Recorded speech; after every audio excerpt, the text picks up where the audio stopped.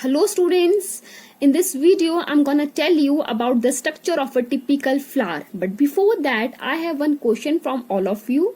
You have to identify that whether this is your bisexual flower or unisexual flower, because about this you have already studied in your junior classes.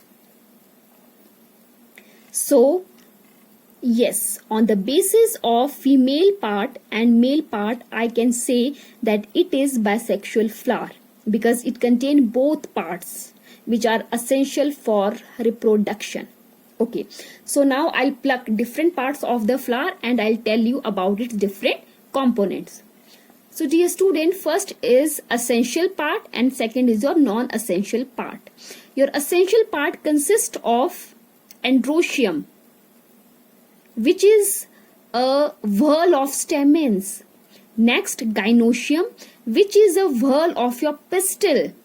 Your stamen consists of two parts, anther and filament. Okay, as you can see here, this part is anther and this part is filament. Do they have any specific function? Yes, this anther contains pollen grain, which is essential for pollination, as it contains male gametes which in future will fuse with the egg and will form zygote. Okay, and this filament, it provides particular support to this anther. After this we have pistil. Yes, every part of the pistil also have specific function. This is stigma, this is style, and this is ovary. So here I'll take it. During pollination, what happen? Pollen grain from this anther, it will transferred through different agents and will land on this stigma. There on stigma, those pollen grain will germinate and it will form pollen tube.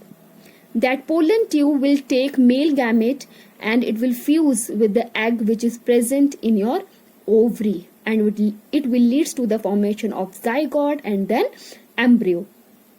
So these are the two essential parts. After that, about non-essential part. Non-essential part simply means that part of the flower which is not at all directly involved in reproduction. Those are your corolla and calyx. What is corolla? The group or the whorl of petal is known as corolla, this colored portion. And second is your calyx. What is calyx? It is a group of sepal. Okay, so what are their function? The function of corolla is to attract the insect during pollination, and the function of sepal or calyx is to protect the flower in bud condition. So I hope so that you have understood about the structure of a typical flower. See you soon. Thank you so much.